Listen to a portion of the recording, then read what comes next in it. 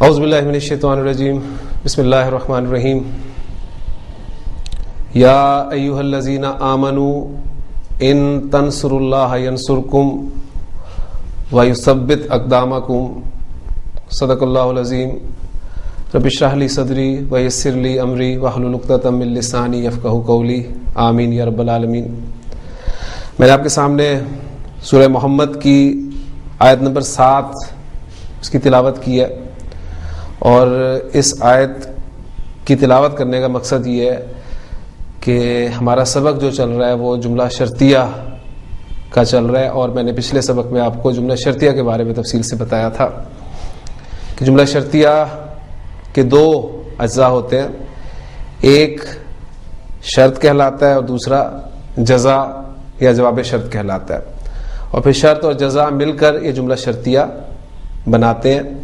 تو یہ جو آیت آپ کے سامنے میں نے تلاوت کی ہے، یا ایھا الذین آمنوا ان تنصروا اللہ، اب اس میں ان آپ کا حرف شرط ہے اور تنصروا اللہ یہ آپ کا شرط ہے۔ اگر تم اللہ کی مدد کرو گے تو جواب شرط کیا ہے؟ ینصرکم، وہ تمہاری مدد کرے گا، اور ساتھ وَيُثَبِّتْ أَقْدَامَكُمْ، اور تمہارے قدم جما دے گا۔ اللہ تعالیٰ کی مدد کیسے ہوگی؟ بہرحال قرآن مجید ایک بات کا جواب تو بالکل واضح دیتا ہے کہ لَيَنْصُرَنَّ اللَّهُ مَن يَنْصُرُهُ، اللہ ضرور بالضرور اس کی مدد کرتا ہے، کیا کرے گا؟ جو اس کی مدد کرے گا۔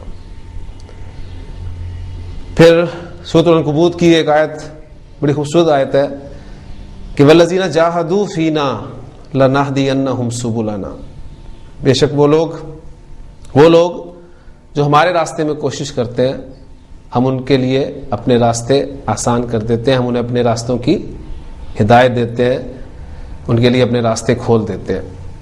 اللہ تعالیٰ کی مدد دراصل کیا ہے؟ اللہ کے دین کی مدد ہی ہے۔ ہم ایک دعا بھی مانگتے ہیں اللہ تعالیٰ سے کہ اللہم انصر من نصر دین محمد صلی اللہ علیہ وسلم، اے اللہ تو مدد فرما ان کی جو محمد صلی اللہ علیہ وسلم کے دین کی مدد کرتے، اور ہمیں وجعلنا منہم، اور ہمیں ان میں سے کرتے۔ تو اللہ تعالیٰ کے دین کی مدد، اللہ کے دین اس کسی بھی لیول پہ لے لیں، میں ایسے کہوں گا، جو آپ اللہ کے دین کے لیے، اللہ کے کلمہ کو بلند کرنے کے لیے جو کچھ بھی کر سکتے ہیں، آپ کو عملی میدان میں آنے کی ضرورت ہے۔ اس میں آپ اپنا جائزہ لیں۔ اللہ تعالیٰ نے آپ کو طرح طرح کی صلاحیتوں سے نوازا ہے، آپ میں جو صلاحیت ہے اس صلاحیت کو اللہ کے دین کے لیے، اللہ کے کلمہ کی بلندی کے لیے، سر بلندی کے لیے اسے استعمال کریں۔ اللہ تعالیٰ عمل کرنے کی توفیق عطا فرمائے۔ جملہ شرطیہ کی ترکیب کے حوالے سے جو ہے وہ میں ایک جملے کو آپ کے سامنے رکھتا ہوں، بلکہ اگر میں اسی آیت کو سامنے رکھوں تو انشاءاللہ تعالیٰ اس جملے کی ترکیب بھی آپ کے سامنے آ جائے گی، پھر چند باتیں مزید جملہ شرطیہ کے حوالے سے آپ کے سامنے کر کے انشاءاللہ سبق کو آگے لے کر چلیں گے۔ اس آیت کا ایک حصہ میں نے آپ کے سامنے لکھا ہے کہ ان تنصروا اللہ ینصرکم، اس کو ہم سمجھ لیتے ہیں۔ آپ کا ان حرف شرط، تنصرو، نصر ینصرو، نصرن مدد کرنا، اس سے پھر تنصرونا جمع مذکر حاضر کا صیغہ بن رہا ہے تنصرونا، اور ان آپ کو پتہ ہے کہ جب فعل مضارع سے پہلے آتا ہے تو مضارع کو اخف کر دیتا ہے۔ اب یہ کمبینیشن جو میں نے آپ کو پچھلے لیکچرز میں بتائے تھے 4 کمبینیشن، اس میں اگر آپ دیکھیں تو شرط اور جواب شرط دونوں میں فعل مضارع استعمال ہوا ہے، اور دونوں جگہ پر فعل مضارع جو ہے وہ اخف یا مجزوم ہو کر استعمال ہوگا۔ تو تنصرونا سے آپ کا مضارع جب اخف ہوا تو وہ بن گیا تنصرو۔ تنصرو نون ڈراپ ہو گیا، اس میں فعل اور فاعل۔ اگر میں اس کا انالیسس آپ کے سامنے رکھ دوں زیادہ بات واضح ہو جائے گی۔ ان آپ کا حرف شرط،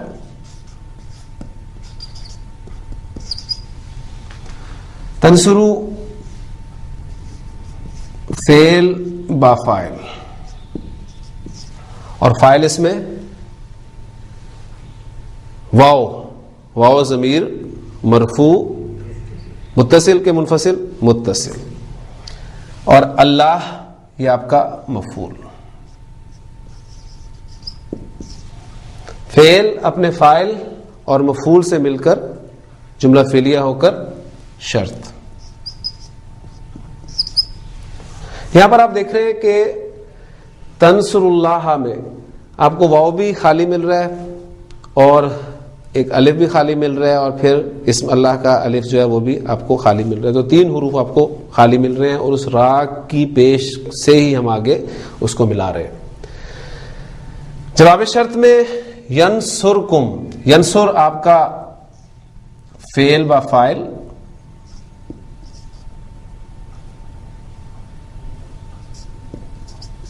اور اس میں فاعل ہوا کی ضمیر، ہوا ضمیر مرفوع جو آپ کی چھپی ہوئی ہے اس کے اندر، اور کم آپ کا مفعول.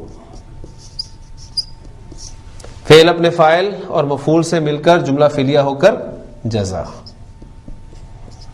اور شرط اور جزا مل کر جملہ شرطیہ ہوا. اب جملہ شرطیہ خبریہ ہے یا جملہ شرطیہ انشائیہ ہے، یہ ڈیپینڈ کرے گا، ذہن میں رکھیے گا، جزا کے جملہ خبریہ یا انشائیہ ہونے پر. اگر جزا جملہ خبریہ ہے تو پھر ہم اس پورے جملے کو کہیں گے جملہ شرطیہ خبریہ، اور اگر جزا انشائیہ ہے، جملہ انشائیہ ہے، تو پھر ہم اسے کہیں گے کہ آپ کا جملہ شرطیہ انشائیہ ہے. شرط جو ہے وہ اس کا اس سے خبریہ اور انشائیہ سے کوئی تعلق نہیں ہوگا. اور اسی طرح آپ دیکھیں گے کہ دوسرا جو حصہ تھا وَيُثَبِّتْ أَقْدَامَكُمْ، اس کا بھی انالیسس آپ اسی طریقے سے کرتے ہیں. ثبت یثبت تثبیتاً، جمانا، مضبوط رکھنا، مضبوط کرنا. اس سے پھر وہ اخف ہوا یثبت، فعل اور فاعل. اور اسی طرح پھر اقدامکم، قدمن اس کی جمع پھر اقدامن، اور مرکب اضافی بن کے آیا آپ کا اقدامکم، تمہارے قدم، اور مفعول کے طور پہ جب آئے گا تو اقدامکم. اس طرح فعل فاعل مفعول مل کر آپ اسے واو، چونکہ بیچ میں حرف عطف آ گیا تو معطوف علیہ اور معطوف بنا کے اس طریقے سے آپ اس کو پورے جملے کو، دونوں جملوں کو جزا بنا سکتے ہیں. تو یہ انالیسس میں نے آپ کے سامنے رکھ دیا. کچھ جملے آپ کو شرطیہ ایسے ملیں گے جس میں من اور ما جیسے الفاظ استعمال ہوں گے. بس ایک حضور کی حدیث ہے، بڑی خوبصورت حدیث ہے، جس میں آپ صلی اللہ علیہ وسلم نے فرمایا کہ من تشبہ بقوم فہو منہم. میں چاہوں گا کہ ایک جملہ میں آپ کے سامنے ایسا بھی اینالائز کر دوں تاکہ اس قسم کے جملے جس میں من اور ما وغیرہ شرط کے لیے استعمال ہوئے ہیں، تو ان جملوں کا انالیسس 2 طریقے سے ہو سکتا ہے. وہ دونوں طریقے آپ کے سامنے انشاءاللہ تعالی اس حدیث کے حوالے سے آ جائیں گے. من تشبہ بقوم فہو منہم،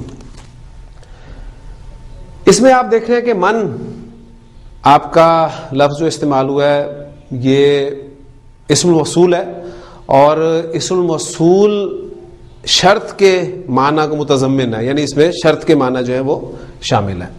اس کو میں من اسم الموصول اگر قرار دوں تو جب بھی اسم الموصول آئے گا ظاہر بات ہے اس کا صلہ آگے آئے گا. تشبہ آپ کا فعل با فاعل، ہوا ضمیر اس میں فاعل ہے، تشبہ یتشبہ. بی قومن با آپ کا جار اور قومن مجرور، جار مجرور مل کر یہ متعلق فعل ہو گئے. یعنی آپ کس کے متعلق ہو گئے؟ تشبہ کے. فعل اپنے فاعل اور متعلق فعل سے مل کر جملہ فعلیہ ہو کر صلہ. موصول اور صلہ مل کر یہ آپ کا بن گیا مبتدا.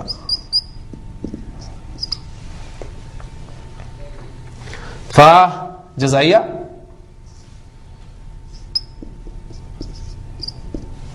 ہوا مبتدا،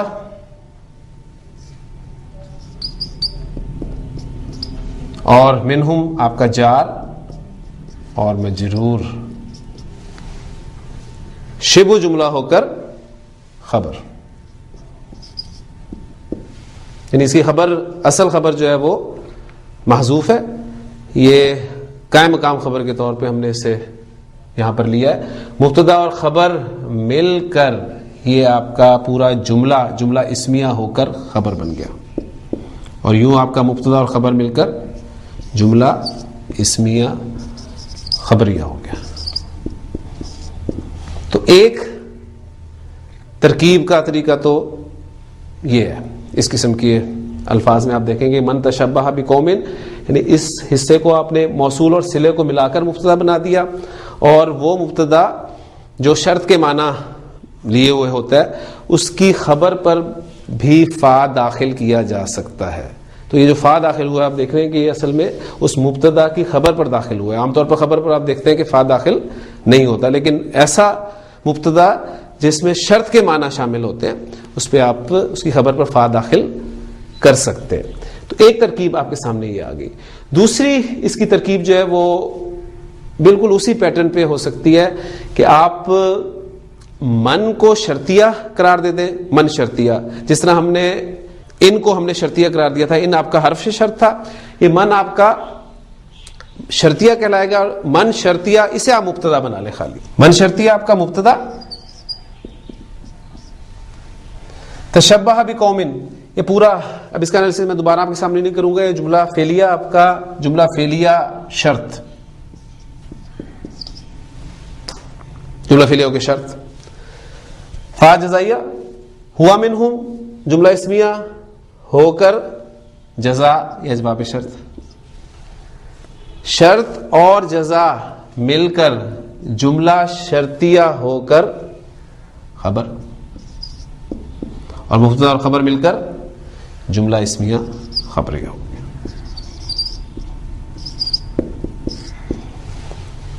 تو یہ دونوں طریقے سے ترکیب جو ہے ایسے جملوں کی ہو سکتی ہے. اس میں ہم نے من کو اسم موصول اور پھر آگے صلہ ملا کر مبتدا بنایا تھا. یہاں پر ہم نے من کو مبتدا بنا دیا شرطیہ کے طور پہ، اور پھر وہ اگلے جو دو جملے ہیں تشبہ بقوم فہو منہم شرط و جواب شرط کے طور پہ ہم نے اس کی خبر قرار دے دیا. تو اس طریقے سے آپ ایسے جملوں کا انالیسس جو ہے کر سکتے ہیں. حضور کی ایک بڑی اور خوبصورت حدیث ہے حضرت عثمان رضی اللہ تعالیٰ عنہ سے جو ہے وہ مروی ہے کہ آپ صلی اللہ علیہ وسلم نے فرمایا کہ من بنا للہ مسجدن، من بنا للہ مسجدن بن اللہ لہو بیتن فی الجنت. مسلم کی روایت ہے کہ من بنا للہ مسجدن بن اللہ لہو بیتن فی الجنت. انالیسز یہ میں آپ پر چھوڑتا ہوں، آپ اس کا انالیسز اسی طریقے سے کریں گے. اس میں جو چند الفاظ اہم استعمال ہوئے ان کے حوالے سے میں آپ کے سامنے کچھ چیزیں رکھنا چاہتا ہوں. بنا بانون یا مادہ، باب ضربہ یضربو سے استعمال ہوتا ہے بنا یبنی بناءن، اس کے معنی ہوتے ہیں بنانا، تعمیر کرنا. مادہ آپ کے سامنے آ گیا، اس سے اسم الفاعل کیا بنے گا؟ فاعلون کے وزن سے ثلاثی مجرد میں آپ کو پتا ہے کہ اسم الفاعل جو ہے وہ فاعلون کے وزن پہ آتا ہے، لہذا یہ بن جائے گا آپ کا بانیون. فعل ناقص، ناقص یائی، اور ناقص یائی کے حوالے سے ہدا یہدی ہادن، وہ پوائنٹ آپ کے ذہن میں آ جانا چاہیے. تو یہ بانیون نہیں بلکہ کیا کہلائے گا؟ بانن، بنانے والا. الف لام داخل کر دیں گے تو وہ یا جو ہے وہ واپس آ جائے گی البانی. بانی ہم اردو میں بھی استعمال کرتے ہیں، بنانے والا. اسم مفعول کیا بنے گا اس مادے سے؟ اسم مفعول آپ کو پتا ہے ثلاثی مجرد مفعول کے وزن پہ استعمال ہوتا ہے.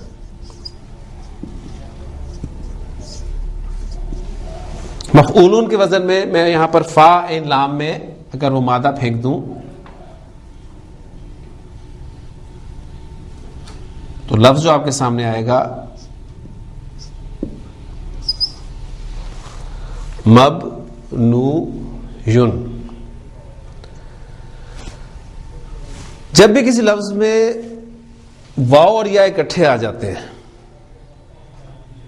اس طرح کے ان میں سے پہلا ساکن ہوتا ہے تو واو کو یا میں تبدیل کر دیا جاتا ہے.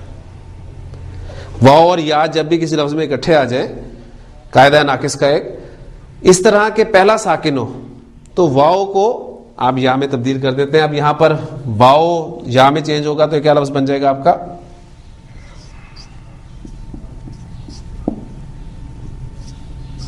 یہ یا میں نے سے چینج کر دیا, دوسری یا آپ کے سامنے یہ ہے, یہ شکل بن گئی. اب دو یا ہو گئے, دونوں یا کو مرج کر دیں, ادغام کر دیں.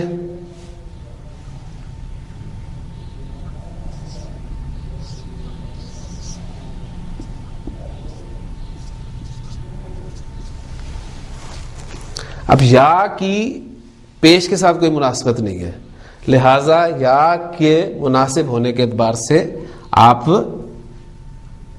اس نون کو زیر دے دیں تو لفظ آپ کا بن گیا مبنیون. تو مبنی لفظ جو آپ اکثر استعمال کرتے ہیں یعنی اسم کے اعراب کے حوالے سے آپ کو پتہ ہے کہ اسم یا تو معرب ہوتا ہے یا پھر مبنی ہوتا ہے. یہ ایک اہم چیز جو ہے آپ کے سامنے یہاں پر آ جائے گی. اسم اعراب کے اعتبار سے اگر آپ سامنے رکھنا چاہتے ہیں تو یا وہ معرب ہوگا یا پھر مبنی ہوگا. مبنی اسم کا اعراب یہاں پر نوٹ کر لیں کہ وہ ہمیشہ محل کے اعتبار سے ہوگا, یعنی مبنی اسماء کا اعراب ہمیشہ محلن. ہم یہ کہیں گے کہ یہ محلن رفع ہے, محلن نصب میں ہے یا محلن جر میں ہے. جبکہ معرب اسم جو ہے اس کا اعراب دو طرح کا آ سکتا ہے, یا تو وہ لفظاً ہوگا یا پھر تقدیراً ہوگا. لفظاً آپ اسے پروناؤنس کر سکتے ہیں یا لفظاً آپ اسے پروناؤنس نہیں کر سکتے. اب یہ جب بھی کوئی اسم آتا ہے تو جب انالیسز آپ دیکھتے ہیں اچھی بڑی کتابوں میں کسی بھی آیت کا یا کسی جملے کا یا کسی حدیث کے حوالے سے انالیسز کیا جاتا ہے تو وہ ذکر یہ کیا جاتا ہے کہ جیسے ضمائر جو ہے وہ مبنی کنسیڈر کیے جاتے ہیں تو یہ کہا جائے گا کہ ہوا ضمیر مرفوع محلن, یعنی وہ مرفوع محلن ہے, محل کے اعتبار سے مرفوع ہے. اس طرح اسم آپ کا جو اسم الاشارہ ہے حاذا, حاذا جو ہے یہ اگر مبتدا بن رہا ہے آپ کا تو آپ کہیں گے کہ حاذا اسم الاشارہ مرفوع محلن, یعنی محلن مرفوع ہے یہ آپ کا. لفظاً اور تقدیراً, تقدیراً جو اعراب ہے اسم کا وہ گنتی کی صورتیں ہیں, چند گنتی کی صورتیں ہیں. مثلا میں یہاں پر اس پوائنٹ کو یہاں رکھ دینا چاہتا ہوں کہ آپ کا اسم مقصور جو ہے اس کا اعراب تقدیری اعراب ہوتا ہے. اسم مقصور کون سا ہوتا ہے؟ اسم مقصور وہ اسم ہوتا ہے جس کے آخر میں الف مقصورہ آ جاتا ہے. الف مقصورہ آپ کو پتہ ہے, مثلا لفظ آپ کے سامنے آتا ہے, میں کہتا ہوں موسیٰ. ہم نے اسے پڑھا تھا کہ موسیٰ تینوں اعرابی حالتوں میں جب ہم اسے پیش کرتے تھے تو اس وقت ہم یہ کہہ دیتے تھے آسانی کے لیے کہ یہ اسم مبنی ہے. ایکچولی یہ مبنی نہیں ہے, کیونکہ مبنی ہو تو اس کا اعراب محلن ہے. یہ اصل میں اس میں مکسور ہے اور اس کا اعراب جو ہے وہ تقدیری طور پہ استعمال ہوتا ہے. وہ الف مکسورہ یا تو لفظوں میں موجود ہوتا ہے یا پھر بعض اوقات وہ لفظوں میں موجود نہیں ہوتا. مثلا فتن, یہ دونوں ایگزامپل جو ہیں آپ کی اس میں مکسور, یہ بھی لفظ میں آپ کے سامنے لکھ دیتا ہوں, اس میں مکسور کی ایگزامپل. وہ الف مکسورہ جو آپ کو یا تو الف کی صورت میں نظر آ رہا ہوتا ہے یا پھر یہاں پر آپ کو دیکھیں نظر نہیں آ رہا. وہ اب نظر کیوں نہیں, اس کی اصل میں جاننا پڑے گا. فتن جو ہے یہ اصل میں لفظ کیا تھا؟ فتیون. فتیون لفظ پر اگر تھوڑا سا غور کریں,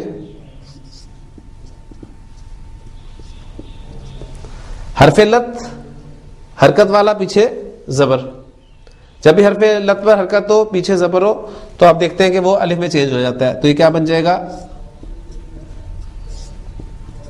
فتان. الف میں چینج ہوا, آگے نون ساکن ہے لہذا یہ الف بھی ڈراپ ہو جائے گا اور یہ آپ کا بن جائے گا فتن. اور پھر اس کو آپ کیسے لکھیں گے؟ فتن. تو اس میں مکسور جو ہوتا ہے اس کا اعراب تینوں حالتوں میں، حالت رفع، حالت نصب اور حالت جر، تینوں حالتوں میں تقدیری اعراب ہوتا ہے. یعنی گنتی کے یہ چند اسماء ہیں جن کا اعراب معرب میں تقدیری اعراب ہوتا ہے. تقدیری اعراب اکثر جگہ پر آپ دیکھیں گے کہ آپ کو لکھا ہوا کتابوں میں ملے گا. پھر ایک ہوتا ہے آپ کا اسم منقوص. اسم منقوص جو ہے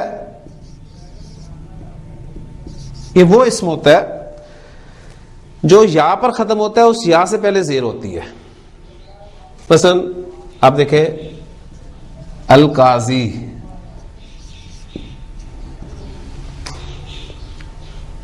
کازن، بانن، ہادن، القاضی.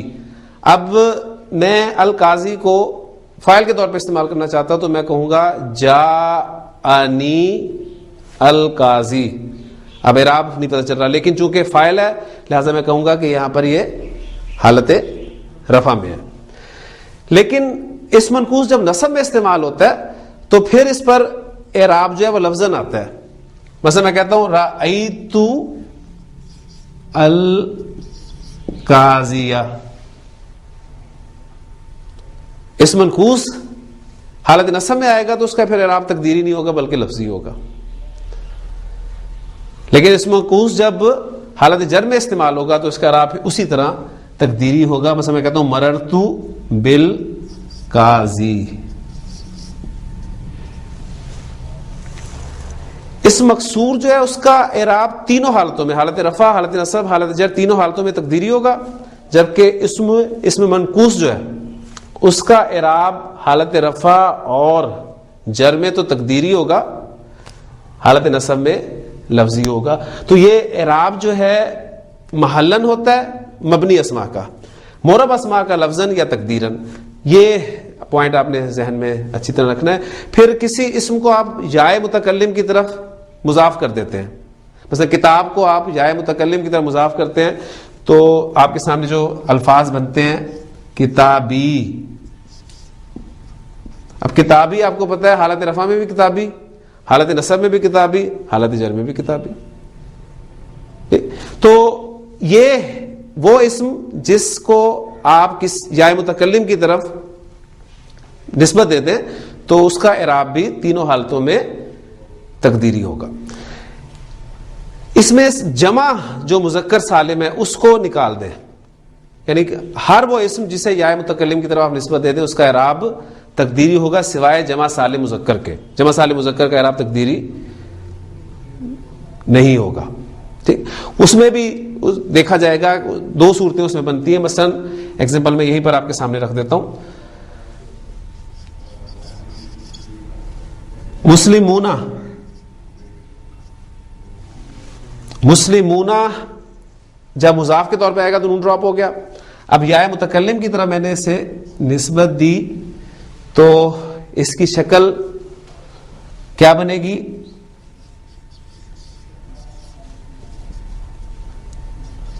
دو یا، واو چینج ہو گیا یا میں، دو یا شد آ گئی. یا پر یا متکلم پر جو دو علامات آ سکتی ہیں، علامت سکون بھی آ سکتی ہے، زبر بھی آ سکتی ہے، وہ میں نے اویل کی. اب اس یا متکلم یعنی اس کی مناسبت سے زیر لگا دی تو یہ بن گیا آپ کا مسلمیہ. حالت رفع میں اعراب تقدیری ہوگا، یعنی واو پر آپ لفظاً اسے پروناؤنس نہیں کر رہے بلکہ تقدیراً اسے پروناؤنس کر رہے. جبکہ حالت نصب اور جر میں مسلمینہ تھا، مسلمینہ میں سے نون ڈراپ ہوتا ہے تو مسلمی یا، اور وہاں پر مسلمیہ، یعنی نصب اور جر بھی اس کی مسلمیہ ہی بنتی ہے لیکن اس وقت وہاں یا پر آپ چونکہ پروناؤنس کریں لہٰذا وہاں پر اعراب جو ہے وہ اس کا لفظی ہوگا، تقدیری نہیں ہوگا. تو یہ چند جگہیں ہیں صرف، یعنی اگر آپ دیکھیں تو تین ٹوٹلی جگہیں آپ کے سامنے آئی ہیں جہاں پر کسی بھی اسم کا اعراب جو ہے وہ تقدیری ہوتا ہے. اسم مکسور کا تینوں جگہ پر رفع نصب جر، اسم منقوص کا رفع جر، نصب میں لفظی ہوگا. اور ہر وہ اسم جسے آپ یائے متکلم کی طرف نسبت دے دے سوائے جمع سالم مذکر کے. جمع سالم مذکر کو میں نے الگ کر دیا. اب جمع سالم مذکر کی ایگزامپل میں آپ کے حالت رفع میں جو ایگزامپل آئی ہے اس میں اس کا اعراب تو تقدیری ہوگا حالت رفع میں, لیکن نصب اور جر میں اس کا اعراب جو ہے وہ لفظی ہوگا. تو یہ چند ڈیٹیلز تھیں جو میں نے آپ کے سامنے رکھی ہیں. تو یہ ہمارا ٹاپک تھا اس حوالے سے. اب اس کے بعد انشاءاللہ تعالی میں آپ کے سامنے ایک بہت اہم ٹاپک اور رکھنا چاہتا ہوں جو کہ قرآن مجید کا اسلوب کثرت سے آپ دیکھیں گے کہ استعمال ہوئے, اس کی بہت ساری ایگزامپلز آپ کے سامنے آتی ہیں. تو اب ہم بریک لیتے ہیں اور بریک کے بعد انشاءاللہ تعالی اس ٹاپک کے ساتھ میں دوبارہ آپ کے سامنے حاضر ہوتا ہوں. بسم اللہ اول و آخرہ. اسلوب جو میں آپ کے سامنے بلانا چاہ رہا ہوں اس میں پہلی چیز جو ہمیں سمجھنی ہے وہ ہے قسم کے اعتبار سے. آپ کو پتہ ہے کہ قسم کے لیے قرآن مجید میں قسم کے الفاظ بھی استعمال ہوئے. مثلا اقسم یقسم, لا اقسم بھی یوم القیامہ. اسی طرح تقاسمہ لفظ بھی استعمال ہوا ہے قسم کے لیے, اور اس کے علاوہ پھر حروف بھی قسم کے لیے استعمال ہوئے. مثلا واو قسم کے لیے آپ کو پتہ ہے حرف جر استعمال ہوتا ہے واللہ. با حرف جر جو ہے بھی قسم کے لیے استعمال ہوتا ہے باللہ. پھر تا بھی استعمال ہوا ہے, اور تا آپ کو پتہ ہے کہ صرف اللہ کے ساتھ ہی ہم استعمال کرتے ہیں, تاللہ اللہ کی قسم. تو قسم کے حوالے سے قسم کے جواب میں ایک جملہ ہوتا ہے جو جواب القسم کہلاتا ہے. پہلے تو اس پوائنٹ کو ہم اچھی طرح سمجھیں گے, پھر انشاءاللہ تعالی جملہ شرطیہ کے ساتھ اس کو کمبائن کریں گے. قسم کے جواب میں جو جملہ ہوگا جواب القسم, اس کی ایک پکچر آپ کے علم میں لازماً ہونی چاہیے. جواب القسم ایک جملہ ہوگا, یہاں پر میں لکھ دیتا ہوں جواب القسم. وہ جملہ جو ہے وہ آپ کا جملہ اسمیہ بھی ہو سکتا ہے اور جملہ فعلیہ بھی ہو سکتا ہے. پھر وہ جملہ اسمیہ آپ کا مثبت جملہ بھی ہو سکتا ہے اور منفی جملہ بھی ہو سکتا ہے. اسی طرح جملہ فعلیہ میں فعل ماضی بھی ہو سکتا ہے اور مضارع بھی ہو سکتا ہے. پھر وہ ماضی جو ہے وہ آپ کا مثبت بھی ہو سکتا ہے اور منفی بھی ہو سکتا ہے. اسی طرح آپ کا فعل اگر مضارع ہے تو وہ بھی مثبت بھی ہو سکتا ہے اور منفی بھی ہو سکتا ہے. تو یہ پکچر آپ کے سامنے ہونی چاہیے. یعنی قسم جہاں بھی کھائی جائے گی اس کے بعد ایک جواب القسم ہوگا. ہاں وہ جواب القسم کبھی محذوف بھی ہوگا. یعنی یہ چیزیں آپ کو انشاءاللہ تعالی مختلف تفاسیر میں آیات کے حوالے سے مدد دیں گی سمجھنے میں بات. تو جواب القسم جملہ ہوگا, جملہ اسمیہ بھی ہو سکتا ہے فعلیہ بھی ہو سکتا ہے. پھر جملہ اسمیہ مثبت منفی, فعلیہ کا فعل ماضی یا مضارع, اور پھر ماضی اور مضارع مثبت اور منفی. یہ ڈویژن آپ کے سامنے ہونی چاہیے. جب بھی جملہ مثبت جملہ ہوگا, چاہے اسمیہ ہو, چاہے ماضی میں مثبت ہو, چاہے مضارع میں مثبت ہو, تو جواب القسم کو مؤکد کرنا یہ لازمی ہے. اس میں تاکید پیدا کی جائے گی. اب جملہ اسمیہ میں تاکید کیسے پیدا کی جائے گی؟ جملہ اسمیہ میں تاکید پیدا کی جائے گی لام کے ذریعے سے.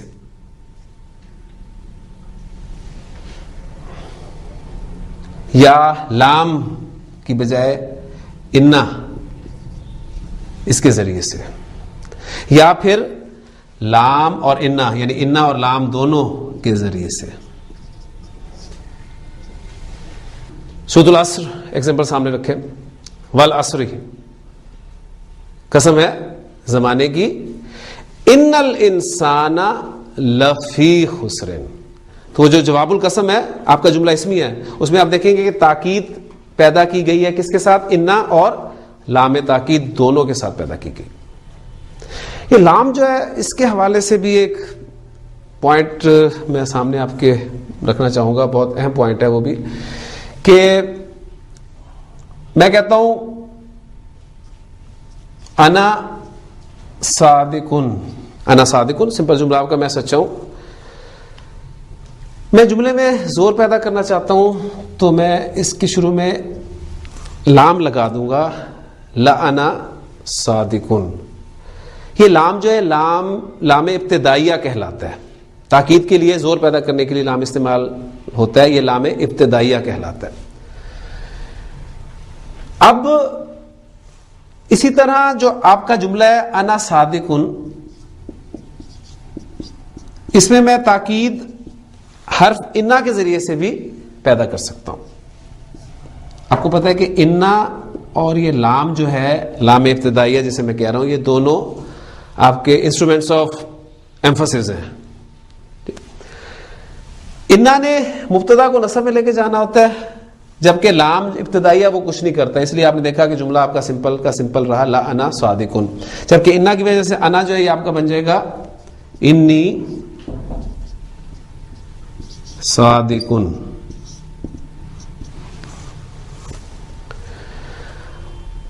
اب آپ جملے میں مزید تاکید جب پیدا کرنا چاہتے ہیں تو انا کے ساتھ آپ لام کو بھی استعمال کر سکتے ہیں, لام ابتدائیہ کو, لیکن انا اور لام ابتدائیہ جو یہ اکٹھے ساتھ نہیں آ سکتے, یہ دونوں اکٹھے نہیں آئیں گے. لہذا اس لام کو پھر آگے ٹرانسفر کر دیا جاتا ہے جو کہ پھر وہ خبر پر چلا جاتا ہے اور جملہ آپ کا بن جاتا ہے انی لصادقن. اس وقت یہ لام جو ہے لام مزاحلقہ کہلاتا ہے, یعنی زاحلقہ یزاحلقو, اس کے معنی ہوتے ہیں ٹو سلپ, پھسل جانا. یعنی اصل میں جگہ اس کی تھی مبتدا پر آنے کی, وہاں سے یہ انا جب آیا تو یہ سلپ کر گیا, خبر پر چلا گیا, تو لام مزاحلقہ کہلاتا ہے. پھر اسی طرح کچھ جملے ایسے ہوتے ہیں جس میں آپ دیکھیں گے کہ جار مجرور سے شروع ہوتے ہیں. مثلا میں آپ کے سامنے لکھتا ہوں ایک جملہ, فل مسجدی رجل, جار مجرور سے شروع ہو رہا ہے, خبر مقدم مبتدا مؤخر. ایسی صورت میں آپ انا لانا چاہتے ہیں تو بہت آسان بات ہے, انا فل مسجدی رجلن, انا کا اسم حالت نصب میں چلا گیا. اب آپ ساتھ لام بھی لانا چاہتے ہیں تو لام نے خبر پر داخل ہونا تھا, لیکن اس صورت میں پھر وہی مسئلہ بن گیا کہ انا کے ساتھ لام ہم ساتھ لا کے نہیں استعمال کر سکتے, لہذا پھر وہ لام جو ہے وہ آپ اس انا کے اسم پر ہی داخل کر دیں گے, انا فی المسجد لرجلا. تو یہ اسلوب بھی قرآن مجید میں آپ کو کثرت سے ملے گا. انا فی ذالک لآیۃ, انا فی ذالک لآیۃ. تو یہ لام جو ہے لام ابتدائی ہے, اس کے مختلف نام بھی میں نے آپ کے سامنے رکھ دیے ہیں. تو مضمون جو چل رہا تھا واپس اس کی طرف آتے ہیں کہ جواب القسم میں جملہ اسمیہ جب مثبت ہوگا تو اس کی تاکید آپ لام کے ساتھ بھی کر سکتے ہیں, انا کے ساتھ بھی کر سکتے ہیں, اور انا اور لام کے ساتھ بھی کر سکتے ہیں. اور ایک ایگزامپل میں نے آپ کو قرآن مجید سے رکھ دی, والعصر ان الانسان لفی خسر. سورہ یوسف میں الفاظ ہیں, حضرت یوسف علیہ السلام کے بھائیوں نے حضرت یعقوب علیہ السلام سے کہا تھا, جب آپ علیہ السلام نے کہا کہ مجھے یوسف کی خوشبو آتی ہے, انی لاجد ریح یوسف لولا ان تفندون. تو اس پہ انہوں نے کہا تھا قالوا تاللہ انکا لفی ضلالک القدیم. تو آپ دیکھیں گے کہ انا اور لام یعنی تاللہ کے جواب میں آپ کو ملے گا کہ اس جملے کو موقت کیا گیا انا اور لام تاکید کے ساتھ. جملہ جواب القسم آپ کا اگر ماضی ہوگا اور مثبت کی بات ہی کریں, کیونکہ منفی میں تاکید کی ضرورت نہیں ہے, مثبت ہوگا تاکید ہوگی, منفی میں تاکید کی ضرورت نہیں ہے. ماضی میں تاکید آپ پیدا کریں گے لام اور قد کے ساتھ.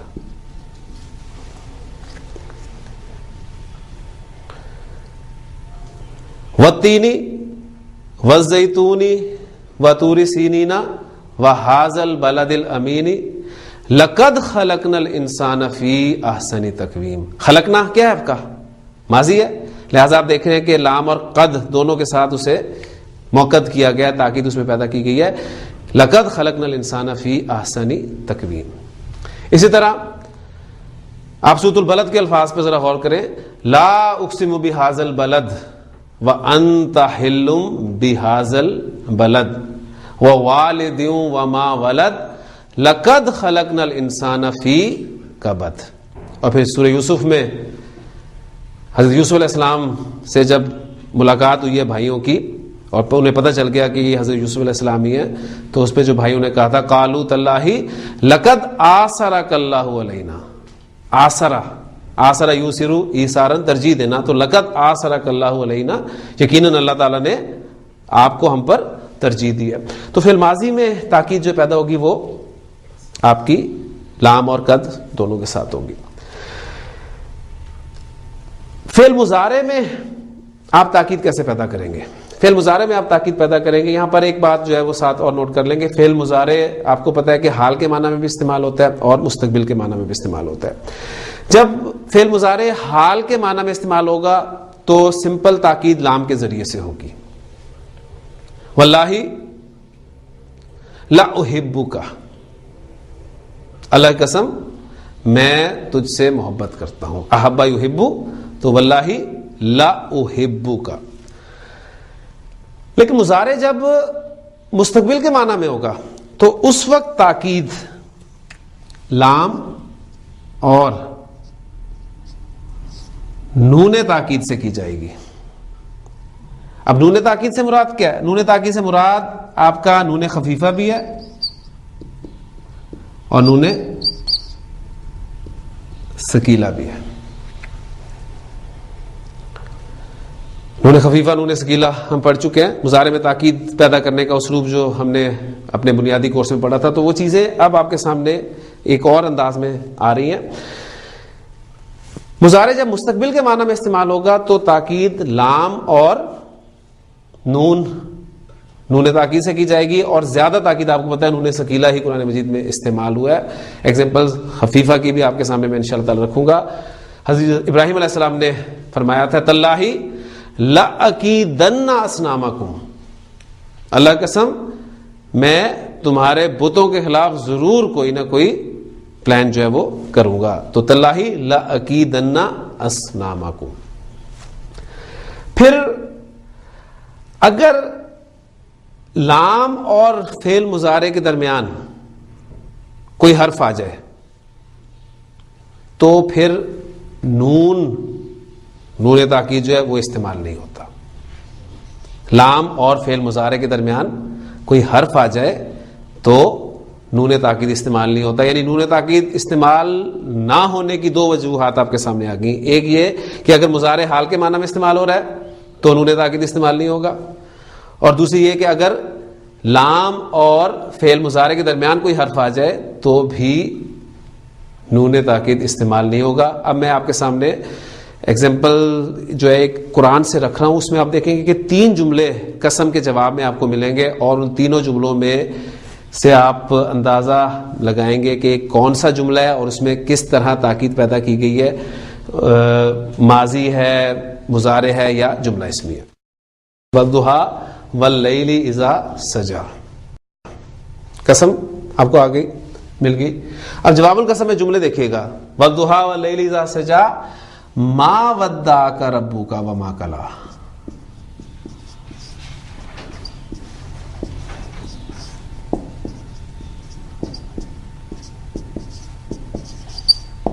جملہ ماضی منفی، نو ایمفسس، کوئی تاکید کی ضرورت نہیں. ما ودعک ربک وما قلی.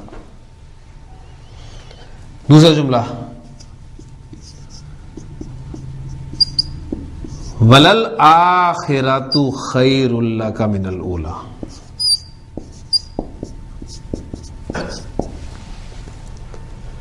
جملہ اسمیہ الآخرۃ خیر لک من الاولی، لام سے تاکید پیدا ہوگی. وللآخرۃ خیر لک من الاولی. اور تیسرا جملہ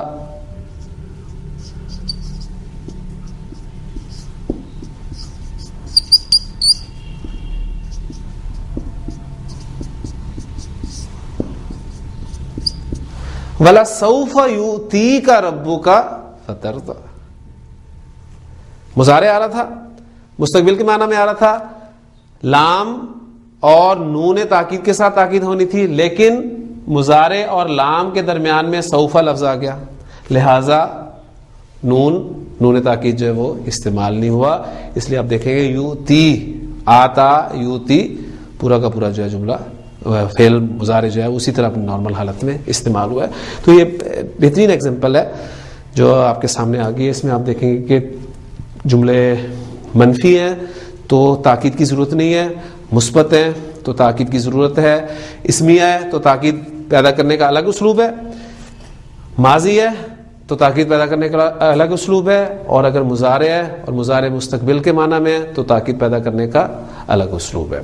اب بعض اوقات ہوتا ہی ہے کہ ایک جملے میں قسم اور شرط اکٹھے آ جاتے ہیں، اور قرآن مجید میں کثرت سے استعمال ہونے والا ایک اسلوب یہ بھی ہے. یعنی یہ دو اسالیب آپ کے سامنے آ گئے، ایک تو شرط کا اسلوب، ایک قسم کا اسلوب. اب تیسرا اسلوب جو ہے شرط اور قسم اکٹھے استعمال ہو جانے، اور یہ آپ کو گرامر کی ذرا بڑی کتابوں میں کہوں گا، اس لیے کہ عام کتابوں میں یہ اسلوب اس ٹاپک پہ بحث نہیں کی جاتی، لیکن قرآن مجید میں چونکہ اسلوب بہت استعمال ہوا ہے اس لیے میں آپ کے سامنے اس کو یہاں پر رکھ رہا ہوں. یہ ٹاپک جو ہے آپ کو گرامر کی بڑی کتابوں میں ملے گا، اجتماع القسم والشرطی، اس نام سے، یعنی قسم اور شرط کا اجتماع اکٹھے ہو جانا. آپ کا جملہ شرطیہ تھا جو ہم نے ابھی پڑھا، ان تضربنی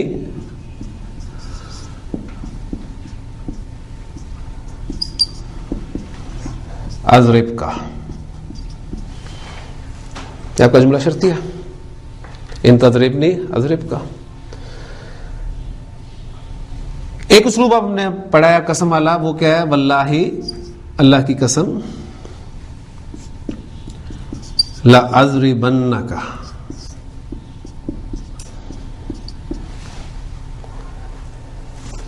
مضارع مستقبل کے معنی میں، لہذا لام اور نون اس کے ساتھ تاکید ہو رہی ہے، واللہ لأضربنک. اب اجتماع ان کا کر دیں قسم اور شرط کا، یعنی میں کہنا چاہتا ہوں کہ واللہ، اللہ کی قسم، ان تضربنی اضرب کا، کہ اللہ کی قسم اگر تو مجھے مارے گا تو میں تجھے ماروں گا. تو یہ اجتماع قسمی و شرط، یہ اسلوب آ گیا. اس صورت میں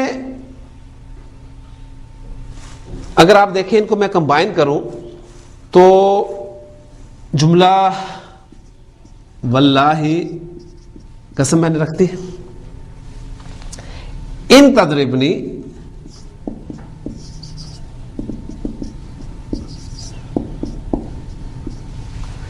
اگر تو مجھے مارے گا، تو وہ جو جواب ہے وہ کس کے لیے ہے؟ وہ کس کے لیے آنا چاہیے؟ وہ شرط کے لیے جواب آئے گا یا قسم کے لیے جواب آئے گا؟ اب یہاں پر ایک جھگڑا جو ہے آپ کہہ لیں کہ کھڑا ہو گیا. قسم آ گئی، شرط آ گئی، اب وہ جو جواب ہے وہ جواب ہم شرط والا لائیں گے یا قسم والا لائیں گے؟ یہ کویسچن ایک پیدا ہوتا ہے. تو نوٹ کر لیں یہاں پر کہ اس قسم کی سچویشنز میں جب جملہ جب جملہ قسم سے شروع ہو رہا ہو، جب جملہ قسم سے شروع ہو رہا ہو، تو اس وقت جو جواب ہے وہ قسم کے لیے ہی ہوگا. میں صرف ایک سچویشن آپ کے سامنے رکھ رہا ہوں کہ قرآن مجید میں کثرت سے جو اسلوب استعمال ہوا ہے وہ یہی ہوا ہے کہ قسم سے جملہ شروع ہو رہا ہے.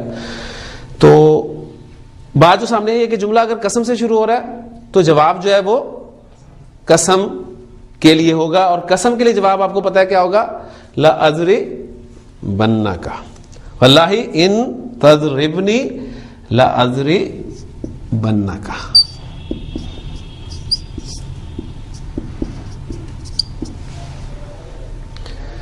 اب ساتھ یہاں ایک چھوٹا سا پوائنٹ اور یہ ہے کہ ایسی صورت میں پھر ان کے بعد یعنی ان شرطیہ کے بعد مضارع نہیں استعمال ہوتا، یعنی مضارع کی جگہ پھر ماضی ہی استعمال ہوتا ہے.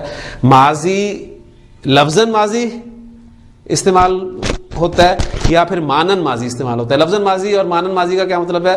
یعنی ماضی لفظوں میں ہو یا پھر معنی کے اعتبار سے ماضی ہو, یعنی لم آپ کر لیں اور مضارع, یعنی لم اور فعل مضارع ساتھ کوئی آ جائے. اس کی ایگزامپل ابھی سامنے آتی ہے تو انشاءاللہ بات کلیئر ہو جاتی ہے. تو یہاں سے اب تضربنی کو میں ہٹاؤں گا. تضربنی میں نے ہٹا دیا اور میں نے اب یہاں پر رکھ دیا ان ضربتنی, واللہ ان ضربتنی لأضربنک. یہ اب اسلوب آپ کا بن جائے گا. اب ایک سٹیپ آگے, اگر یہ بات یہاں تک آپ کو سمجھ میں آ گئی ہے, اس واللہ کی جگہ پر اس پوری جملے بلکہ اس پورے لفظ کی جگہ پر آپ کہہ لیں ایک لام استعمال کیا جاتا ہے, اور اس کے ساتھ جب ان کو ملا کر لکھا جاتا ہے تو یہ شکل بن جاتی ہے لئن ضربتنی لأضربنک. اس قسم والا جو بھی اسلوب وہاں پر اختیار کیا گیا اس کی جگہ پر ایک لام استعمال کیا جاتا ہے. قرآن مجید میں کثرت سے ایگزامپلز آپ کے سامنے آئیں گے انشاءاللہ تعالی. ابھی میں آپ کے سامنے رکھتا ہوں لئن ضربتنی لأضربنک. اور یہ لام جو ہے پھر اب دیکھیں آپ, ہم نے گرامر پڑھی, کہاں لام کی ہم نے بحث شروع کی تھی. لام آپ کے حروف الہجا میں سے ایک حرف تھا, اس کے بعد لام وہ پھیلتا گیا. لام کی پتہ نہیں کون کون سی قسم ہم نے پڑھی, لام جارہ بھی پڑھی, لام تعریف بھی پڑھی, لام تملیغ بھی پڑھا, پھر لام کئی بھی پڑھا, لام امر بھی پڑھا. پھر اسی طرح آپ دیکھیں آج آپ کے سامنے لام ابتدائیہ آیا, پھر لام مزال کا وہ شکل بن گیا, پھر یہ لام ایک اور آپ کے سامنے آ گیا. ٹھیک, یہ لام جو ہے یہ گرامر کی اصطلاح میں آپ کو ملے گا اللام الموتعۃ. اب میں ان کے معنی کی ڈیٹیل میں نہیں جاؤں گا کیونکہ بات پھر لمبی ہو جائے گی, پر ایک ٹرم سے آپ کو واقف کرا دینا چاہتا ہوں. اللام الموتعۃ یا اللام الموتعۃ. اللام الموتعۃ, یہ لام الموتعۃ یا لام الموتعۃ ہے. اب ایگزامپلس دیکھیں قرآن مجید میں. سورہ یوسف میں الفاظ ہیں, حضرت یعقوب علیہ السلام کے پاس جب ان کے بیٹے آئے ہیں حضرت یوسف علیہ السلام کو ساتھ لے جانے کے لیے, اس پہ حضرت یعقوب علیہ السلام نے فرمایا کہ لئن اکلہ الذئب. اب آپ ساتھ ساتھ نوٹ کریں, لئن اکلہ ماضی آ گیا, لئن اکلہ الذئب ونحن عصبۃ انا اذا لخاسرون. اب وہ دیکھیں انا اذا لخاسرون, جملہ اسمیہ, زور کس کے ساتھ؟ انا پلس لام تاکید کے ساتھ. اب یہ یہاں پر ایک پوائنٹ جو ہے وہ اس کو پھر تازہ کر لیں کہ یہ جو ہم نے بات کی ہے کہ وہ جواب جو ہے وہ قسم کے جواب میں ہوگا. اس کا ثبوت کیا ہے؟ اس کا ثبوت یہ ہے کہ ہم نے پڑھا ہے کہ شرطیہ جملے میں شرط کے جواب میں اگر جملہ اسمیہ ہوتا ہے تو اس پر فا ضرور داخل ہوتا ہے, فا کا داخل کرنا واجب ہے. اس جملے میں آپ دیکھیں کہ اگر یہاں پر وہ لام نہ ہوتا تو فا انا ضرور ہوتا, لیکن وہاں پر فا نہیں ہے, تو اس سے ثابت ہو رہا ہے کہ یہ آپ کا جواب جو ہے وہ شرط کے لیے نہیں بلکہ قسم کے لیے. اس کی ایک بہت خوبصورت ایگزامپل قرآن مجید سے آپ کو ملے گی, لئن شکرتم لازیدنکم. اب لام اللام الموتعۃ للقسم, ان شرطیہ شکرتم وہ دیکھیں ماضی استعمال ہوا ساتھ, اور جواب القسم لازیدنکم, اگر تم شکر کرو گے. اب یہ اسلوب آپ دیکھیں کہ اب ترجمے میں ایسے نہیں بیان کر سکتا, ترجمے میں یہ اسلوب آپ نہیں لا سکتے. زبان کا اس لیے جو ہر بزرگ کہتے ہیں کہ کسی بھی زبان کی ٹرانسلیشن جو ہے وہ ممکن ہے ہی نہیں, اور خاص طور پر عربی زبان کو آپ ٹرانسلیٹ کرنا چاہیں ناممکن ہے. اگر تھوڑا بہت آپ یعنی نان عربز جو ہیں خاص طور پہ اگر تھوڑا بہت اس کا مزہ لینا چاہتے ہیں اس اسلوب کا, تو آپ کو اس زبان کی گرامر میں اترنا پڑے گا, پھر کہیں آپ کو جا کے تھوڑا بہت اندازہ ہوگا. لئن شکرتم لازیدنکم ولئن کفرتم ان عذابی لشدید. وہاں پر فعل مضارع آیا تھا تو اس کی تاکید لام اور نون کے ساتھ، اور یہاں پر انا اور لام کے ساتھ جملہ اسمیہ کی تاکید کر دی گئی ہے. اگر یہ شرطیہ جملہ ہوتا، فرض کیا یہاں پر لام نہ ہوتا، ان کفرتم، تو لازماً جواب ہوتا فإن عذابی لشدید. تو فا کا نہ ہونا ہمیں بتا رہا ہے کہ یہ جواب قسم کے لیے، شرط کے لیے نہیں ہے. اب دیکھیں سورہ یوسف میں عزیز مصر کی بیوی کا قول، وَلَئِن لَمْ يَفْعَلْ، اب ماضی نہیں آیا، ما فعل نہیں، لم یفعل، تو وہ لفظاً ماضی نہیں ہے، مانن ماضی آ گیا. لَئِن لَمْ يَفْعَلْ مَا آمُرُهُ، اگر اس نے وہ نہ کیا جس کا میں اسے حکم دیتی ہوں تو کیا کر دیا جائے گا؟ لا یسجنن، تو اسے ضرور بھی ضرور جیل بھیج دیا جائے گا. ولا یکونن، اب دیکھیں لا یکونن انہوں نے خفیفہ کے ساتھ تاکید آ گئی، ولا یکونن من الساخرین، اور چھوٹا ہونے والوں میں سے ہو جائے گا. اس سے ایک سٹیپ ہم آگے چلتے ہیں. بعض اوقات پھر یہ لام جو ہے اس کو بھی مینشن نہیں کیا جاتا، اس کو بھی مینشن نہیں کیا جاتا، پھر پتہ چلتا ہے جواب سے کہ یہ جواب قسم کے لیے ہے یا شرط کے لیے. اگر فا داخل ہوا ہے تو شرط کے لیے ہے، اور اگر فا داخل نہیں ہوا تو قسم کے لیے، کیونکہ جواب و شرط پر فا کا داخل ہونا لازمی ہے جب وہ جملہ اسمیہ ہو. ٹھیک ہے، یا اس کی جو صورتیں ہیں وہ آپ کے سامنے آئیں گی. اس کا حذف کی ایک ایگزامپل، بڑی پیاری ایگزامپل ہے، یہ بہت کم اسلوب اختیار ہوتا ہے، یعنی اس لام کو بھی حذف کر دینا. غالباً قرآن مجید میں میرے علم کے مطابق جو ہے وہ گنتی کی 3 ایگزامپلز ہیں جس میں اس لام کو بھی حذف کر دیا گیا. اور وہ موٹی ایگزامپل میں اس لیے آپ کے سامنے رکھ رہا ہوں کیونکہ وہ ایک دعا ہے، اور وہ دعا ہم مانگتے ہیں، کثرت سے مانگتے ہیں کہ ربنا ظلمنا انفسنا وَإِن لَمْ تَغْفِرْ لَنَا وَتَرْحَمْنَا لَنَكُونَنَّ مِنَ الْخَاسِرِينَ. اب جواب جو ہے لَنَكُونَنَّ مِنَ الْخَاسِرِينَ، یہ بتا رہا ہے کہ یہاں پر لام جو ہے وہ حذف کیا ہوا ہے. یہ پوائنٹ بھی ایک اہم تھا. اور باقی جملہ شرطیہ کے حوالے سے یا قسم کے حوالے سے بلکہ آپ اس کو سامنے رکھیں کہ کئی آیتوں میں آپ کو، یعنی صورتوں میں ملتا ہے قسم شروع میں کھائی گئی ہے اور جواب قسم جو ہے محذوف ہوتا ہے. اکثر تو مینشن ہوگا آپ کو یاسین والقرآن الحکیم انک لمن المرسلین مذکور ہے. کئی جگہ پر آپ کو جواب قسم جو ہے وہ محذوف ملے گا، والشمس والضحیٰ والقمر اذا تلاہا واللیل اذا یغشیٰ. اس صورت میں دیکھیں گے آپ کو جواب قسم نہیں مل رہا. تو اس صورتوں میں پھر تفاسیر میں یہ ڈیٹیلز جو ہیں ملتی ہیں. یہ سب باتیں کرنے کا مقصد یا یہ ٹاپکس آپ کے ساتھ شیئر کرنے کا مقصد یہ تھا کہ میں آپ کو بتانا چاہتا ہوں کہ ہمیں جو تھوڑی بہت عربی اگر آ گئی ہے اس کا مطلب ہرگز یہ نہیں ہے کہ اب ہم جو ہیں وہ عالم بن گئے ہیں اور ہم خود ان سے قرآن سے جو ہے وہ چیزیں نکالیں گے.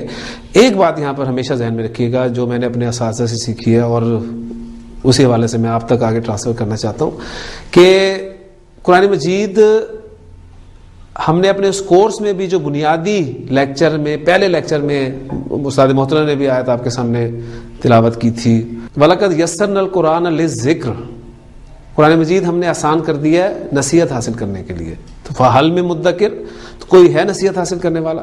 تو قرآن مجید نصیحت حاصل کرنے کے لیے بہت آسان ہے. اگر آپ قرآن مجید سے نصیحت حاصل کرتے رہیں گے تو آپ کو کوئی پریشانی مشکل نہیں ہوگی. لیکن جب آپ نے کہیں قدم بڑھایا اس سے احکام، اس کے لیے ٹھیک ہے راستہ کھلا ہے، آپ محنت کریں اس میں، آگے مزید آگے جائیں، مزید آگے. لیکن یہ بنیادی تھوڑی بہت عربی پڑھ لینے کے بعد آپ قرآن مجید سے احکام اخذ کرنے لگ جائیں تو یہ انتہائی خطرناک بات ہوگی، کیونکہ قرآن مجید احکام کے لیے آسان نہیں ہے. اس لیے کبھی بھی میری درخواست آپ سے یہ ہوگی کبھی بھی عالم بننے کی کوشش نہ کریں. کوشش کریں کہ آپ ساری زندگی طالب علم کے طور پہ ہی گزار دیں، آپ کا اختتام جو ہے طالب علمی کے دور میں ہی ہو جائے، تو یہ بھی آپ کے لیے ایک بڑی اہم بات ہوگی. کیونکہ یہ ایسا علم ہے اور اتنا گہرا علم ہے کہ آپ کو اب شاید کچھ اندازہ ہوا ہو کہ اس میں کس قدر جو ہے وہ غوطے لگانے پڑتے ہیں، کس قدر دور دور تک جانا پڑتا ہے. اور یہاں سے ایک بات آپ کے سامنے اور آئے گی، وہ یہ کہ ہمارے بزرگوں کی محنتیں جو ہیں، انہوں نے کتنی محنتیں کی ہیں یہ نالج آپ تک لانے کے لیے. ان کی زندگیاں جو ہیں وہ اس کام میں کھپ گئی ہیں، لگ گئی ہیں. اللہ تعالیٰ ان کی ان کوششوں کو قبول فرمائے. اور میں نے یہاں پر آپ کے سامنے جو کچھ بھی پیش کیا ہے، جو میں نے آپ کو یہاں پر دینے کی کوشش کی ہے، میں نے اس میں میرا کچھ بھی عمل دخل اس سے زیادہ نہیں ہے. میں کہوں گا کہ وہ جو ہمارے بزرگوں کی محنتیں تھیں، وہ میں نے کوشش کی ہے کہ کسی طریقے سے اکٹھا کر کے آسان تھوڑا سا اسے کر کے آپ کے سامنے پیش کر دوں. یعنی ایک وقت تھا کہ میرا عربی کے اعتبار سے کوئی استاد نہیں تھا. الحمدللہ اللہ تعالیٰ نے مجھے سب سے پہلا استاد جو ہے وہ، بلکہ قرآن مجید کے حوالے سے میں کہوں گا، پھر اس کے بعد عربی زبان کے حوالے سے ڈاکٹر عبدالسمیع صاحب کو اللہ تعالیٰ نے میرے لیے ایک جو ہے وہ نعمت بنا کر اللہ تعالیٰ نے انہیں بھیجا. میرے بہت بڑے محسن ہیں وہ اس اعتبار سے کہ انہوں نے قرآن مجید سے مجھے جوڑا. اور پھر عربی کے پہلے استاد ڈاکٹر عبدالسمیع صاحب ہیں میرے. اس کے بعد پھر اس میں مزید اساتذہ کا اضافہ ہوتا گیا، اور کتابوں کے ذریعے سے، ویڈیوز کے ذریعے سے، نیٹ کے ذریعے سے، یہ سارا میڈیا کا جو بھی اس وقت استعمال ہو سکتا ہے اس کے ذریعے سے یہ چیزیں میرے تک پہنچی ہیں، اور میں آپ تک انہیں پہنچا رہا ہوں، اور اسی امید پر کہ انشاءاللہ تعالیٰ آپ انہیں آگے پہنچائیں گے. یعنی ان پر بیس کرتے ہوئے آپ محنت کریں اگر، تو انشاءاللہ تعالیٰ اللہ تعالیٰ ہو سکتا ہے آگے آپ کے لیے مزید راستے کھولے اور آپ عالم بن جائیں، اللہ کرے. لیکن بات پھر وہی ہے کہ عالم بن کر بھی اگر آپ طالب علم ہی اپنے آپ کو سمجھیں تو یہ میرے لیے بھی بہتر ہے. میں اسی پر قائم ہوں، کوشش کر رہا ہوں. میں تو بلکہ کچھ بھی نہیں ہوں، اور آپ بھی جو ہیں وہ اسی طرح کا طرز عمل اختیار کریں گے تو انشاءاللہ تعالیٰ آپ کے لیے آسانی ہوگی. یہ جو باتیں میں نے آپ کے ساتھ کی ہیں، ان باتوں سے ایک اندازہ آپ کو یقیناً ہو بھی گیا ہوگا، اگر نہیں ہوا تو وہ میں کلیئر کرنا چاہتا ہوں کہ آج کا یہ جو لیکچر میں نے آپ کو ڈیلیور کیا ہے یہ میرا آخری لیکچر تھا. آج کے بعد سے ڈاکٹر جہانزیب صاحب جو ہیں وہ انشاءاللہ تعالیٰ اس کام کو آگے لے کے چلیں گے. میں نے آپ کو سورۃ البقرہ کی غالباً 4 آیات یا 5 آیات میں نے آپ کو گرامیٹیکلی کروا دی ہیں.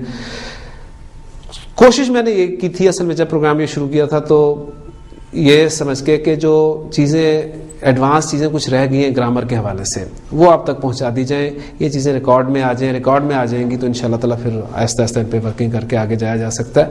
تو انشاءاللہ تعالیٰ ڈاکٹر جہانزیب صاحب آپ کو سورۃ البقرہ شروع کروائیں گے. اب وہ انہی آیات سے آگے سے کروائیں گے یا شروع سے کروائیں گے، یہ انہی پر میں چھوڑتا ہوں.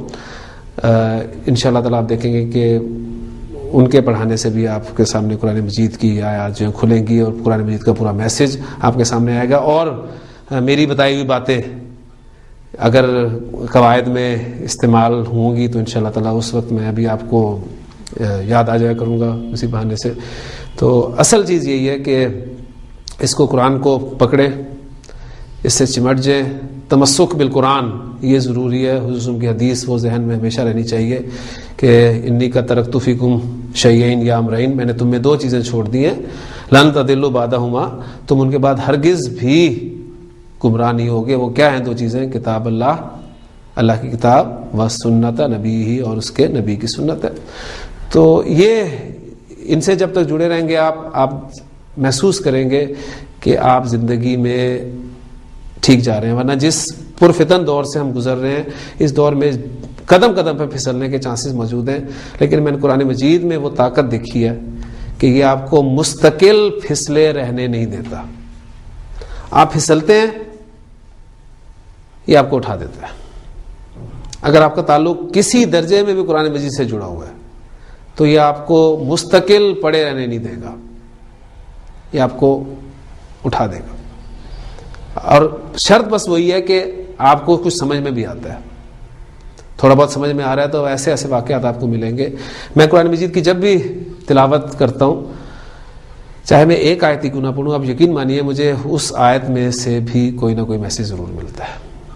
اور میرے وہ روزمرہ کے معاملات جو مسائل ہوتے ہیں اس کے اعتبار سے اللہ تعالیٰ مجھے گائیڈ کرتا ہے، میری رہنمائی کرتا ہے. تو میں نے تو مطلب سب کچھ ہی آپ کہہ لیں کہ ہونا ہی ہر بندے کے لیے چاہیے کہ قرآن مجید ہی اس کا سب کچھ ہو، اسی سے رہنمائی، اسی سے سب کچھ جو ہے وہ انسان کو حاصل کرنا چاہیے.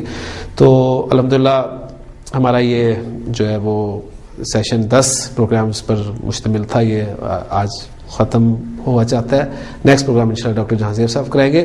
لیکن بات چونکہ بیچ میں آ گئی تھی، ابھی میری بات وہ ٹاپک کے حوالے سے چل رہی تھی، تو وہ کچھ چند باتیں یا چند آیات میں آپ کے سامنے اس اسلوب کی رکھوں گا، اور پھر انشاءاللہ تعالی میں آپ سے اجازت چاہوں گا.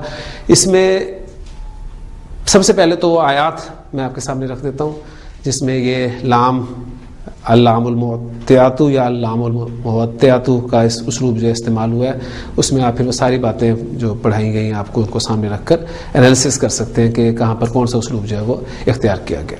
یہاں پر میں چند آیات آپ کے سامنے رکھنا چاہتا ہوں قرآن مجید سے جس میں یہ اسلوب جو ہے اختیار کیا گیا. اور پچھلے لیکچر کی طرح میں اس مرتبہ نہ تو سورت کا نمبر بولوں گا، آیت کا نمبر بولوں گا، نہ ہی سورت کا نام بولوں گا. یہ چیزیں میں آپ پر چھوڑوں گا کہ اب آپ محنت کریں، قرآن مجید سے خود ڈھونڈیں اس کو. تو بس آیات میں آپ کے سامنے بولوں گا. چند آیات جو میرے سامنے ہیں، پہلی آیت اس میں یہ ہے کہ لَئِنِ اتَّبَعْتُمْ شُعَيْبًا إِنَّكُمْ إِذًا لَخَاسِرُونَ. سورہ ہود کی یہ چونکہ میری پسندیدہ آیت ہے اور بڑی خوبصورت قرآن مجید کی آیت ہے یہ. لَئِنْ أَذَقْنَا الْإِنسَانَ مِنَّا رَحْمَةً لَئِنْ أَذَقْنَا الْإِنسَانَ مِنَّا رَحْمَةً ثُمَّ نَزَعْنَاهَا مِنْهُ. ترجمہ بھی سامنے آپ کے رکھنا چاہتا ہوں کہ اور جب ہم انسان سے کوئی رحمت، اسے کوئی بھی کسی بھی رحمت کا مزہ چکھاتے ہیں اور پھر مزہ چکھانے کے بعد اس سے اسے چھین لیتے ہیں، تو انَّهُ لَيَئُوسٌ کفور، بے شک وہ یعوس اور کفور، فعول کا وزن مبالغے کا صیغہ، یعوس بہت مایوس اور کفور بہت ناشکرا ہو جاتا ہے. قرآن مجید کی ہدایت اگر دیکھیں تو میری اور آپ کی، بلکہ میں اپنی کہوں گا میری تصویر نظر آتی ہے اس میں کہ اللہ تعالیٰ نے اتنی نعمتیں ہمیں عطا کی ہیں اور ان کا مزہ ہمیں چکھایا، لیکن جب بھی وہ کسی نعمت کو ہم سے ذرا سا تھوڑا سا کھینچتا ہے تو ہمارا طرز عمل اس سے مختلف نہیں ہوتا کہ ہم انتہائی مایوس ہو جاتے ہیں اور انتہائی ناشکرے ہو جاتے ہیں. اگلی آیت وَلَئِن رُجِعْتُ إِلَىٰ رَبِّي إِنَّ لِي عِندَهُ لَلْحُسْنَىٰ. اِنَّ اور لام تاکید دونوں کے ساتھ جملہ اسمیہ کی تاکید. پھر لَئِن لَّمْ تَنْتَهِ يَا لُوطُ، اے لوط اگر تو باز نہ آیا، لَتَكُونَنَّ مِنَ الْمُخْرَجِينَ، تجھے ضرور بھی ضرور نکال باہر کر دیا جائے گا بستی سے. پھر قرآن مجید میں وَلَئِن سَأَلْتَهُم مَّنْ خَلَقَهُمْ لَيَقُولُنَّ اللَّهُ. پھر سورہ ابراہیم، سورہ آپ کی یوسف، اس کی آیات اکثر میں نے آپ کے سامنے جو ہے وہ کوٹ کی ہے.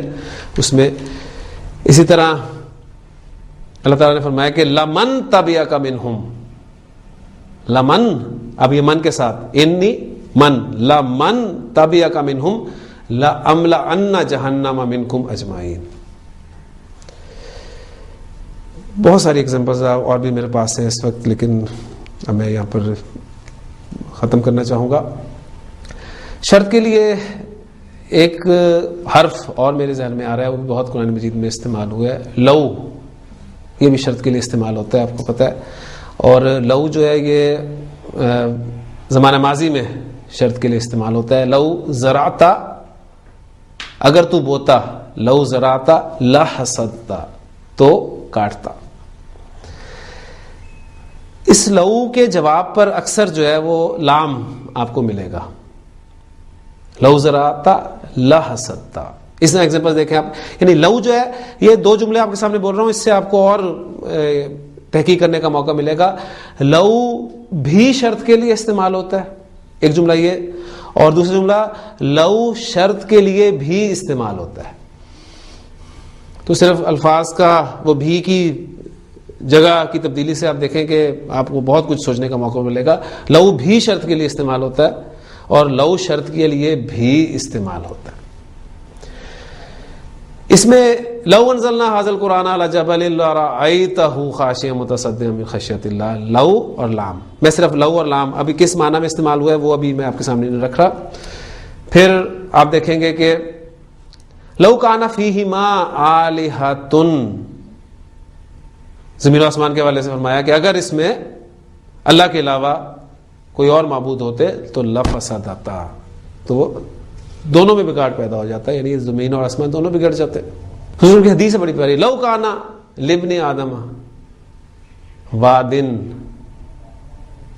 من ذہب، اگر آدم کے بیٹے کے لیے ایک سونے کی وادی ہوتی تو احبا، وہ ضرور چاہتا، وہ چاہتا، اب یہاں پر لام داخل نہیں ہوا، تو احبا وہ چاہتا کہ ان لہو وادین آخرا، اس کے لیے ایک اور وادی ہو.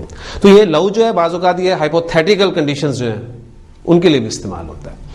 پھر لو کا اگر ذکر آ گیا، اچھا یہ لو جو ہے یہ مضارع کے ساتھ بھی اگر استعمال ہو تو مضارع میں تبدیلی کو نہیں لے کے آتا، مضارع کو اخف نہیں کرتا، یعنی اسے غیر عاملہ، پھر لو غیر عاملہ کہتے ہیں. لو نشاء لجعلناہ حطاما، نشاؤ، شاء یشاؤ، یشاؤ نشاؤ، اب دیکھیں بالکل اس کے ساتھ استعمال ہوا ہے، لو کے ساتھ اور بغیر چینج کے ساتھ استعمال ہوا ہے. ترجمہ ہم اس کے ساتھ ماضی میں ہی کریں گے، ان چاہے ماضی کے ساتھ استعمال ہو، ہم نے ترجمہ مستقبل میں کیا، اور لو اگر مضارع کے ساتھ بھی استعمال ہوتا ہے تو ترجمہ ہم اس کا ماضی میں ہی کریں گے، کیونکہ ماضی میں شرط کے مفہوم کے لیے یہ استعمال ہوتا ہے. پھر لو کا اگر ذکر ہو گیا تو لو کے ساتھ لا، لو لا، یہ بھی بڑا اہم ایک لفظ ہے، ڈیٹیلز آپ اس کی اچھی ڈکشنری میں دیکھ سکتے ہیں. لولا دو طرح سے استعمال ہوتا ہے، ایک پھر جو ہے ٹاپکس اپنی اپنی جگہ ڈیٹیل والے ٹاپک ہیں. لو ایک امتناعیہ ہوتا ہے، یعنی امتناع اس حساب سے اسے کہا جائے گا کہ ایک چیز کے یعنی شرط کے پائے جانے کی وجہ سے جواب شرط کا نہ ہونا. یہ جملہ اسمیہ کے ساتھ استعمال ہوتا ہے، اور اس جملہ اسمیہ میں خبر جو ہے وہ اس کی محذوف ہوتی ہے. اکثر آپ کہتے ہیں لولا الماء، میں الگ الگ بول رہا ہوں، لولا الماء لا ہلک الناس، اور ملا کر بولوں گا تو لولا الماء لا ہلک الناس، اگر پانی نہ ہوتا تو لوگ ہلاک ہو جاتے. یعنی کیا میں نے بتایا، امتناع کیا ہے، شرط کے ہونے کی وجہ سے جزا کا نہ ہونا، کیونکہ پانی موجود ہے اس لیے لوگ ہلاک نہیں ہوئے. لولا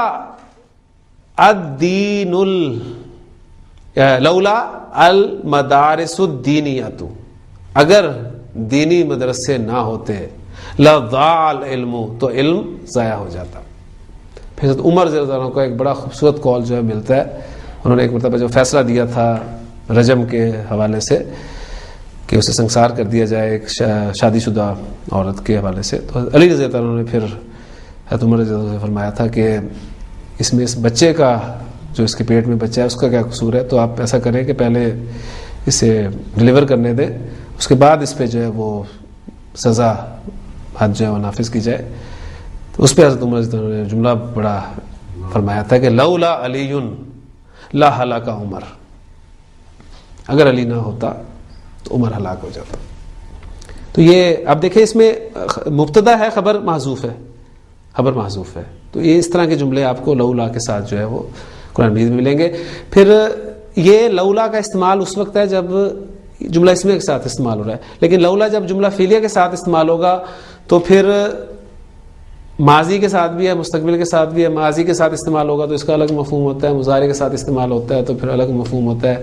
یہ جیسے کہ میں پہلے عرض کر چکا ہوں کہ تو سمندر ہے، اس میں آپ جتنا جائیں گے، جتنا تیریں گے، اتنا آپ اس میں سے کچھ نہ کچھ نکال کر لے کر آئیں گے. بہرحال میں نے جو کچھ آپ کو ان لیکچرز میں دینے کی کوشش کی، اس کے لیے میں سب سے پہلے اللہ تعالیٰ کا بہت شکر ادا کرنا چاہتا ہوں کہ اس کی توفیق سے یہ سب کچھ ممکن ہوا ہے. اور اس میں جتنے لوگوں نے بھی محنت کی ہے، خاص طور پہ ہمارے جو ساتھی ہیں کہ حکیم سعید صاحب کا، ان کا میں تذکرہ ضرور کرنا چاہتا ہوں. ان کی محنت ایڈیٹنگ کے حوالے سے بھی، پھر اس کی ریکارڈنگ کے حوالے سے بھی، اور پھر اس کے لیے جو سفر کرنا، سفر جو چاہے وہ انگریزی کا ہو یا اردو کا ہو، وہ دونوں سفر انہوں نے کیے ہیں. اس حوالے سے اللہ تعالیٰ انہیں بھی جزا دے. ان کی محنت ہے. سارا آپ نے جو دیکھا ہے لیکچرز میں ایڈیٹنگ اور وہ نیچے آیتیں لگنی، بہت خوبصورت ورکنگ ہے ان کی. اللہ تعالیٰ انہیں اس کی جزا دے. اور جتنے لوگوں کا کام ہے، اور سب سے زیادہ آپ کہہ لیں کہ میں اپنے تمام اساتذہ کا شکریہ ادا کرنا چاہتا ہوں کہ جن کی محنتیں جو ہیں مجھ تک پہنچی ہیں، اور میں نے آپ کے سامنے انہیں یہاں پر لانے کی ایک کوشش کی ہے. اتنا سی کوشش ہے. اللہ تعالیٰ میری اس کوشش کو قبول فرمائے. ڈاکٹر عبدالسمیع صاحب کے لیے خصوصی میری دعائیں ہیں. اللہ تعالیٰ، الفاظ میرے پاس نہیں ہوتے ہیں مطلب بڑے لوگوں کو دعائیں دینے کے لیے، کیا میں الفاظ ان کے لیے استعمال کروں. میں جو کچھ ہوں اس میں اسے سٹارٹ دینے والے استاد محترم ہی ہیں. اللہ تعالیٰ ان کی بھی کوشش کو قبول فرمائے، ان کے علم میں، ان کی عمر میں برکت عطا فرمائے، اور آخرت میں اس کام کو ہمارے لیے باعث نجات بنائے. یہ دعا میں کروں گا. آپ جڑے رہیے. کبھی اگر مجھے محسوس ہوا کہ کچھ چیزیں ایسی ہیں جو مزید بتانے کی ضرورت ہے تو کوئی نہ کوئی لیکچر آپ کو انشاءاللہ تعالیٰ ڈاکٹر جازیر صاحب کے لیکچرز کے ساتھ اس میں مل جائے گا، ورنہ انشاءاللہ آپ سے جو ہے وہ پچھلے لیکچرز کے حوالے سے ملاقات ہوتی رہے گی. یہیں پر بس اکتفا کرتا ہوں. سبحانک اللہم و بحمدک، اشہد ان لا الہ الا انت، استغفرک و اتوب الیک. السلام علیکم و رحمۃ اللہ.